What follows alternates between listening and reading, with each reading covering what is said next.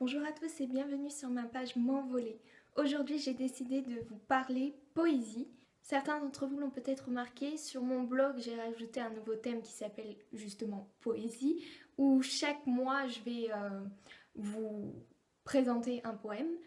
Et j'ai donc décidé de faire de même ici en quelque sorte. Donc je ne vais pas vous présenter des poèmes parce que les lire et tout ça, je ne suis pas très forte pour l'intonation, etc. Je vais vous présenter des livres de poésie qui sont pour certains très connus, je pense.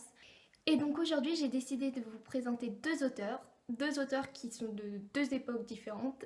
L'un est romantique et l'autre est surréaliste. Donc peut-être vous aurez deviné. Il s'agit effectivement de Victor Hugo et de Louis Aragon. Alors, pour Victor Hugo, celui que j'ai choisi de vous présenter, il s'agit de Les Contemplations, qui provient de l'édition Folio et il fait 414 pages. Alors, les contemplations, en gros, ce qu'il y a là-dedans, c'est 25 années, donc ça commence de 1830 à 1855. Donc, c'est pratiquement toute la vie, en quelque sorte, de Victor Hugo. Sa vie d'adulte, sa vie plus en vieillissant, je sais pas si ça se dit, ça se dit pas. Tout ce qu'il a vécu, notamment la mort d'une de ses filles. C'est pour ça que c'est divisé en deux volumes. Il y a autrefois qui fait de 1830 à 1843 et il y a aujourd'hui qui fait donc de 1843 à 1855. Comme il le dit lui-même, c'est les mémoires d'une âme. Donc, c'est magnifique. Bon, bien sûr, c'est mon avis personnel. Je vous conseille fortement dans ce livre Demain des Lobes. Je pense que beaucoup d'entre vous doivent le connaître, c'est l'un des plus connus pratiquement. Et Mélancolia qui est aussi très très beau. Bon, bien sûr, il y en a plein d'autres, il y en a énormément. Mais pour moi, ce sont mes deux préférés dans ce roman. Donc voilà, pour Victor Hugo, c'était Les Contemplations.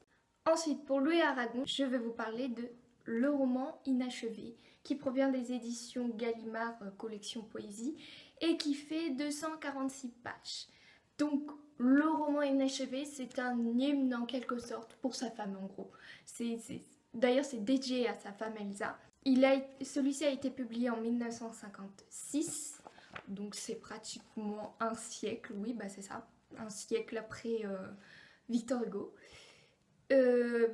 C'est complètement différent, les deux univers n'ont rien à voir. Bon, de toute façon, il est surréaliste, Victor Hugo est romantique.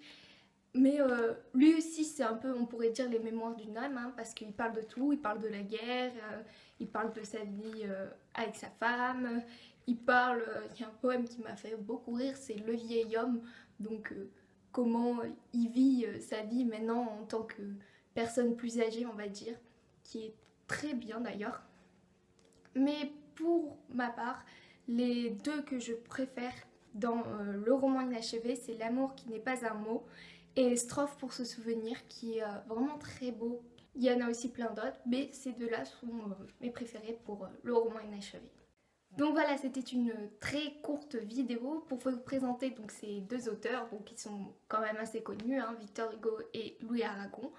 Je vous conseille donc forcément ces deux ouvrages qui sont aussi à la fois différents mais dans un sens qui a plutôt des similitudes.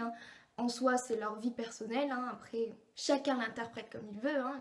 Et puis l'avantage de la poésie aussi, c'est que ça peut se lire avec, si vous avez une lecture en cours, c'est pas très grave, vous pouvez lire de la poésie à côté. La poésie, ça se lit quand vous voulez, tout le temps, à n'importe quel moment. C'est très court, c'est des poèmes, c'est souvent des quatrains, etc. Donc ça se lit très très vite. Donc je vous conseille de lire de la poésie parce que c'est génial. Donc voilà, j'espère que cette vidéo vous plaira. Dis-moi en commentaire si ça vous intéresse que j'en fasse d'autres, que je parle plus de poésie, etc. Tout est bon à prendre. Et donc, on se voit bientôt alors.